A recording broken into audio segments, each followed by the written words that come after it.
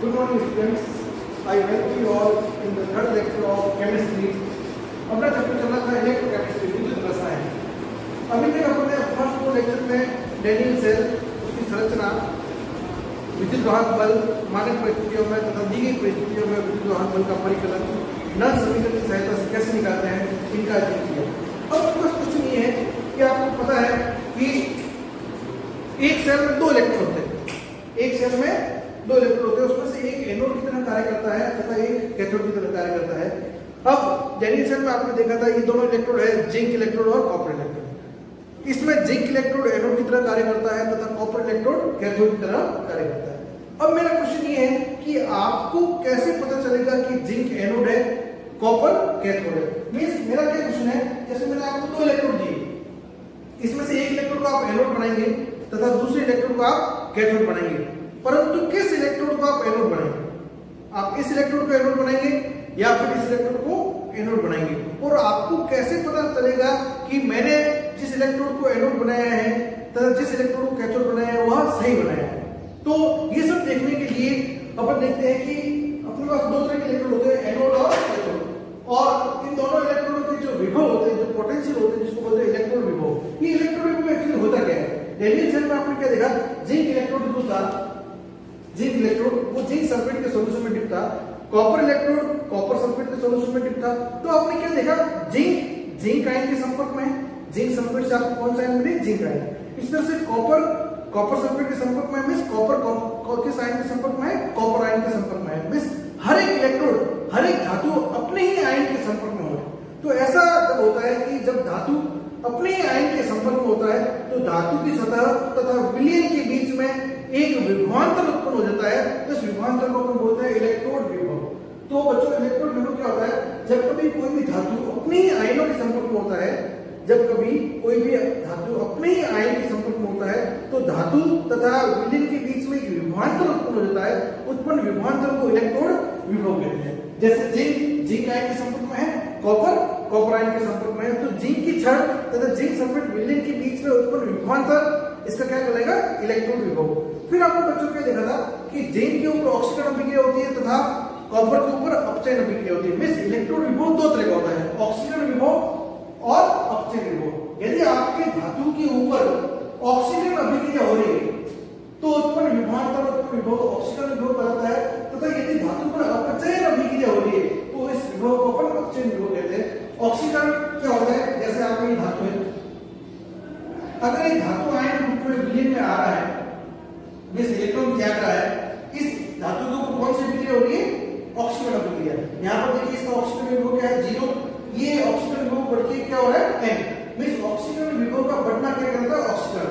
तो इस केस में इस इलेक्ट्रोड का विभव क्या करेगा, ऑक्सीकरण विभव। तो इसको हम कैसे लिखेंगे, E0, m किसमें जनरेट हो रहा है, Mi+। ये है इसका ऑक्सीकरण विभव। नेक्स्ट हम देखते हैं अपचयन विभव। यदि धातु के ऊपर अपचयन अभिक्रिया हो रही है, मींस इलेक्ट्रॉन ले रहा है, तो उसकी अभिक्रिया को अपचयन अभिक्रिया कहते हैं। यदि धातु के ऊपर अपचयन अभिक्रिया हो रही है तो उत्पन्न विभव क्या कहलाएगा, अपचयन विभव। जैसे n+, यदि n इलेक्ट्रॉन ले लेगा तो क्या हो जाएगा, ये धातु में कन्वर्ट हो जाएगा। इस केस में इस विभव को अपन अपचयन विभव बोलेंगे।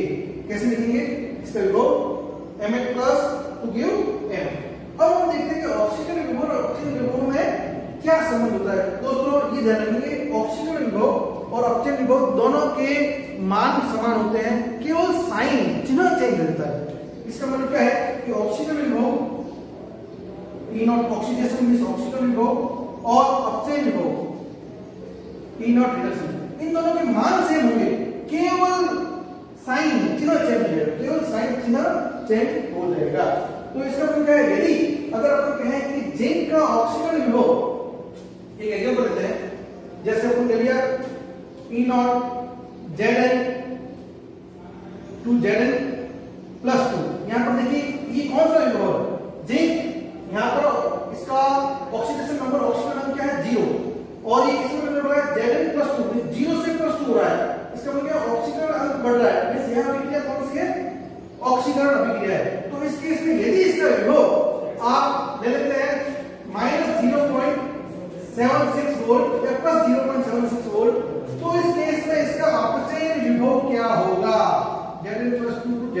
देखिए यहाँ पर ऑक्सीजन क्या है +2, यहाँ पर क्या है 0, +2 to 0 मींस क्या हो रहा है, ऑक्सीजन अंक घट रहा है। ऑक्सीजन अंक का घटना क्या कहलाता है, अपचयन।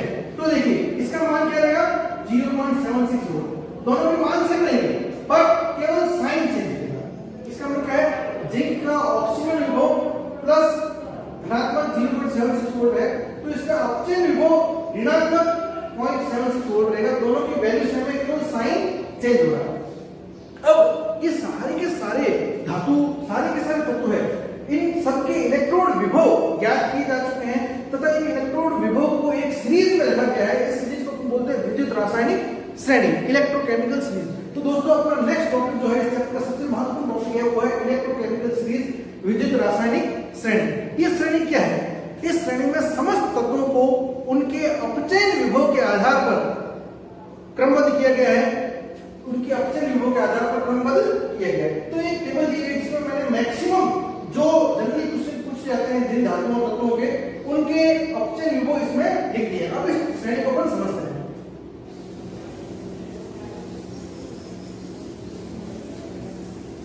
सबसे पहला और इंपॉर्टेंट पॉइंट है विद्युत रासायनिक श्रेणी में समस्त धातुओं के कौन से विभव, इस श्रेणी में समस्त तत्वों को उनके किन विभव के आधार पर क्रमबद्ध किया गया है, लाइनबद्ध किया गया है, तो वो है मानक अपचयन विभव। हर बार अपन विभव कौन सा लेंगे, अपचयन विभव। Li+ electron to give Li, क्या अभिक्रिया हो रही है, इलेक्ट्रॉन ले रहा है, अपचयन। यहाँ पर ऑक्सीजन क्या है +1, यहाँ पर ऑक्सीजन क्या हो रहा है 0, कौन सी अभिक्रिया हो रही है, अपचयन। अतः विभव कौन सा होगा, अपचयन विभव। इसको यहाँ से देख सकते हैं +1 to 0, ध्यान दीजिए आपको पता चलेगा इसका अपचयन हो रहा है। तो इसका अपचयन विभव क्या है, -0.35 वोल्ट। तो आप देखेंगे कि इस सीरीज में मानक अपचयन विभव माइनस से बढ़कर प्लस की ओर बढ़ रहा है। सबसे नीचे इस श्रेणी में फ्लोराइड लिखा हुआ है, फ्लोराइड प्लस इलेक्ट्रॉन देखिए अपचयन अभिक्रिया हो रही है क्योंकि फ्लोरीन, इसका अपचयन विभव है +2.87। यहाँ पर प्लस साइन नहीं लिखा है, जहां साइन नहीं लिखा है इसका मतलब प्लस ही होता है, माइनस साइन को मेंशन किया जाता है। तो देखिए इस इलेक्ट्रोकेमिकल सीरीज में सबसे ऊपर लिथियम है और सबसे नीचे फ्लोराइड है। मींस लिथियम का मानक अपचयन विभव -3.05 वोल्ट है। इसके नीचे देखिए अपन पोटेशियम, पोटेशियम का है -2.93 वोल्ट। नेक्स्ट आता है सोडियम, सोडियम का मानक अपचयन विभव है -2.7 वोल्ट। मींस आप ये देख रहे हैं कि जो जितना ज्यादा नेगेटिव है, इन तीनों को देखिए आप, जो जितना ज्यादा नेगेटिव है उतना ही ऊपर है, जो जितना ज्यादा पॉजिटिव है उतना ही नीचे है। देखिए पॉजिटिव अपन माइनस से प्लस की ओर बढ़ रहे हैं, ज्यादा माइनस, कम माइनस, कम माइनस, कम माइनस। इस तरह से यहाँ पर आप देखेंगे एक इलेक्ट्रोड आपको दिख रहा है हाइड्रोजन इलेक्ट्रोड, ये दिख रहा है। इसका मानक अपचयन विभव कितना है 0.0 वोल्ट। इसीलिए क्वेश्चन यहां से बनता है कि किस इलेक्ट्रोड का उपयोग एज ए रेफरेंस इलेक्ट्रोड, संदर्भ इलेक्ट्रोड के रूप में किया जाता है। इस संदर्भ इलेक्ट्रोड की सहायता से समस्त अन्य इलेक्ट्रोडों के मानक अपचयन विभव ज्ञात किए गए। तो ये बहुत ही इंपॉर्टेंट क्वेश्चन है कि किस इलेक्ट्रोड का उपयोग रेफरेंस इलेक्ट्रोड, संदर्भ इलेक्ट्रोड के रूप में करते हैं और क्यों। तो मानक हाइड्रोजन इलेक्ट्रोड का उपयोग संदर्भ इलेक्ट्रोड के रूप में करते हैं। ऐसा क्यों करते हैं, क्योंकि इसका मानक अपचयन विभव 0.0 वोल्ट होता है। तो देखिए हाइड्रोजन के ऊपर जो भी इलेक्ट्रोड है उनका मानक अपचयन विभव ऋणात्मक है। इसके नीचे जो भी इलेक्ट्रोड है, ये कॉपर, कॉपर का मानक अपचयन विभव है +0.34 वोल्ट, सिल्वर का है 0.80 वोल्ट। इस तरह से लास्ट है फ्लोराइड 2.87 वोल्ट। जो जितना ज्यादा नेगेटिव है उतना ही ऊपर है, जो जितना ज्यादा पॉजिटिव है उतना ही नीचे। अब इस सीरीज की सहायता से अपन पता लगा सकते हैं कि मेरे पास जो इलेक्ट्रोड है उसमें से एनोड कौन बनेगा और कैथोड कौन बनेगा। इसको अपन देखते हैं कैसे होता है। तो देखिए जो इलेक्ट्रोड, एक सिंपल सा एग्जांपल लेते हैं, जो इलेक्ट्रोड ऊपर होगा, जो इलेक्ट्रोड ऊपर होगा वो बनेगा एनोड। तो इसको समझने के लिए अपन देखते हैं ऊपर वाला, ऊपर वाला क्या होता है एनोड, और वो ज्यादा एक्टिव है। मींस अगर मैं आपसे क्वेश्चन पूछूं कि एनोड और कैथोड में ज्यादा एक्टिव कौन होता है, तो एनोड ज्यादा एक्टिव होता है और कैथोड कम एक्टिव होता है। तो ऊपर वाला मोर एक्टिव, तो ये बनेगा एनोड।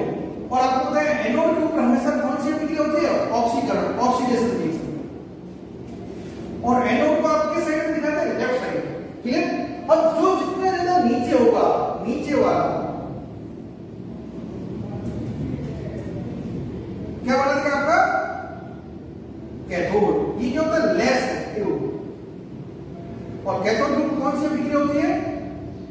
अपचयन हमने किया रिडक्शन केस।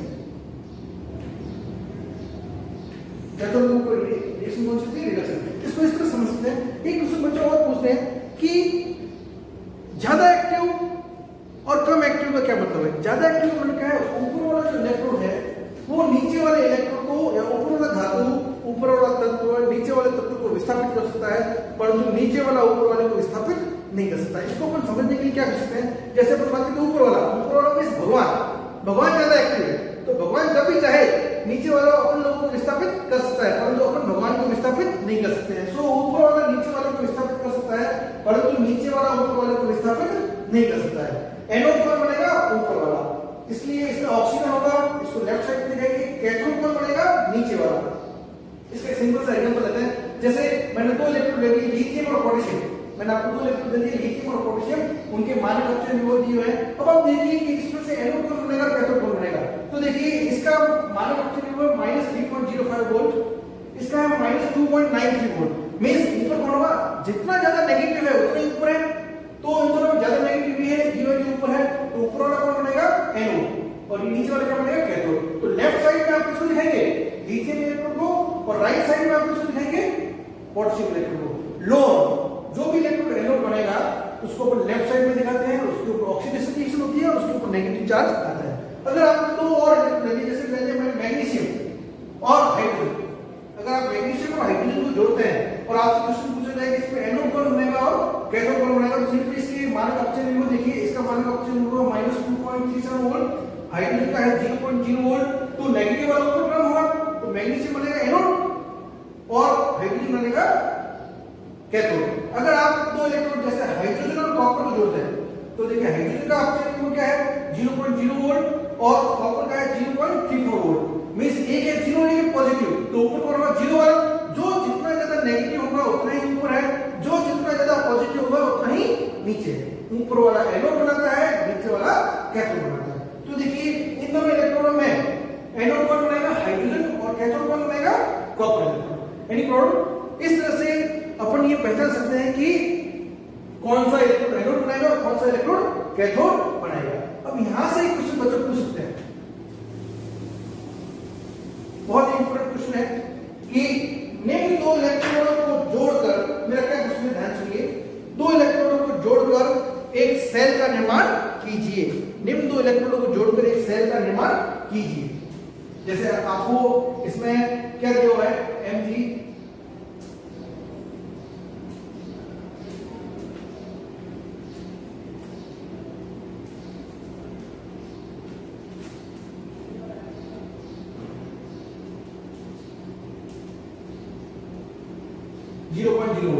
देखिए ये दो आपको दोनों इलेक्ट्रोडों के आपको इलेक्ट्रॉन विभव दिए हुए हैं। क्वेश्चन क्या है? इन दोनों इलेक्ट्रोडों को जोड़कर आप सेल बनाइए, उस सेल का रिप्रेजेंटेशन लिखिए तथा उसमें एनोड कौन होगा और कैथोड कौन होगा पहचानिए। तो देखिए यहाँ पर बच्चों मैक्सिमम स्टूडेंट्स गलती कर लेते हैं, वो केवल डायरेक्टली क्या देख लेते हैं? इस विभव की वैल्यू वो देते हैं। मैग्नीशियम का इलेक्ट्रॉन विभव दिया है 2.37 वोल्ट, हाइड्रोजन दिया है 0.0 वोल्ट, दोनों ही पॉजिटिव है। इसका मतलब क्या है कि ये 0 है और ये +2.37 है, तो ऊपर वाला ये और ये जगह नीचे, तो ऊपर वाला क्या बनेगा? एनोड। मींस वो क्या कर देते हैं? हाइड्रोजन इलेक्ट्रोड 0 है और मैग्नीशियम का 2.37, मींस हाइड्रोजन ऊपर है तो ऊपर वाला बनाता है एनोड, तो हाइड्रोजन को बना देते हैं एनोड और मैग्नीशियम को बना देते हैं कैथोड। ऐसा नहीं बच्चों, इस बात को विशेष रूप से ध्यान दें, आपको डायरेक्टली वैल्यू नहीं देखनी है। यहाँ पर देखिए दोनों में यहाँ पर पॉजिटिव साइन है, डायरेक्टली वैल्यू नहीं देखनी है। पहले आपको क्या देखना है कि जो इलेक्ट्रॉन विभव आपको दिया हुआ है क्या वह मानक अपचयन विभव है, कहीं वो ऑक्सीकरण विभव तो नहीं है।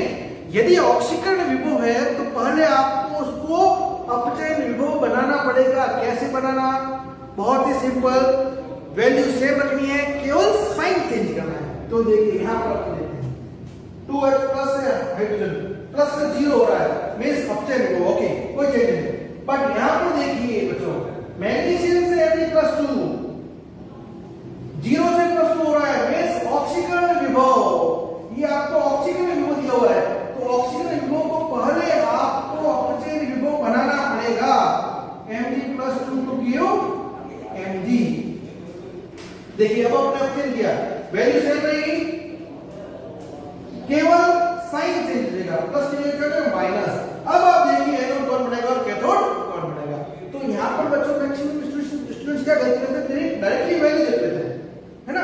डायरेक्ट वैल्यू में देखिए पहले आप इसके सिंबल देखिए कि कहीं ये ऑक्सीकरण विभव तो नहीं दिया हुआ है। यदि ऑक्सीकरण विभव दिया हुआ है तो आप उसको साइन चेंज करके ऑक्सीजन विभव बनाइए। अब देखिए दोनों ऑक्सीजन विभव है, ये माइनस है, ऊपर होगा एनोड बनेगा, ये 0 है, नीचे होगा कैथोड बनेगा। तो इस केस में एनोड कौन बनेगा, मैग्नीशियम, और कैथोड कौन बनेगा, हाइड्रोजन। अब इसका रिप्रेजेंटेशन कैसे होगा बच्चों, अब हम देखते हैं। जो भी इलेक्ट्रॉन एनोड बनाता है उसको अपन कहां दिखाते हैं, लेफ्ट साइड में Mg solid to give Mg+2 aqueous concentration मान ली C1 सॉल्ट बेस।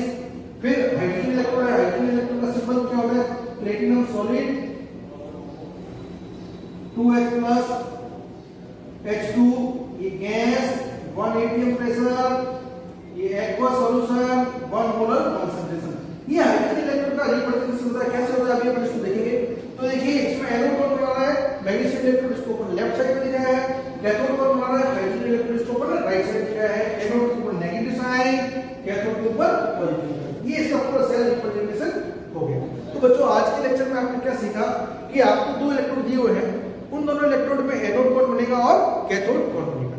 एक क्वेश्चन और जनरली इस टेबल से आपसे पूछते हैं, उस क्वेश्चन को हम देखते हैं।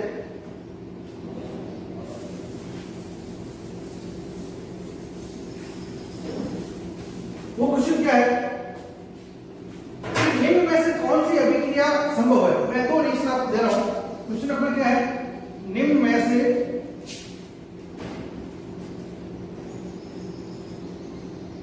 कौन सी अभिक्रिया संभव है। दोस्तों इस तरह के क्वेश्चन को करने के लिए भी आपको उनके इलेक्ट्रोड विभव की जानकारी होनी चाहिए, विद्युत रासायनिक श्रेणी की जानकारी होनी चाहिए। Zn plus H2SO4 to give ZnSO4 plus H2, Cu plus H2SO4 to give CuSO4 plus H2। मेरा क्वेश्चन क्या है, इन दोनों में से कौन सी अभिक्रिया संभव है और कौन सी अभिक्रिया नहीं होती है। तो इसको देखने के लिए आपको इलेक्ट्रोकेमिकल श्रेणी की जानकारी होनी चाहिए, इलेक्ट्रोकेमिकल श्रेणी की जानकारी होनी चाहिए।